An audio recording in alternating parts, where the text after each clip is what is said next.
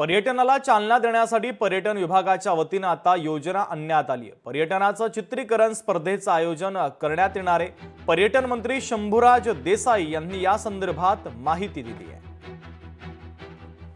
आपण एक नवीन कॉम्पिटिशन महाराष्ट्रातली पर्यटन स्थळं ही छायाचित्रकार जी आहेत, व्यावसायिक छायाचित्रकार असतील किंवा इतर छायाचित्रकार असतील, त्यांनी ती छायाचित्र वेगवेगळ्या पर्यटन स्थळांची आमच्या MTDC डायरेक्टर टुरिझमकडे द्यायची आहे। त्यातली एक ज्युरी आम्ही तयार केलेली आहे, एक नियामक मंडळ तयार केलेलं आहे, म्हणजे एक्सपर्ट छायाचित्रकारांचं ते निवड करेल। त्यातलं पहिल्यांदाच करतोय आपण ते।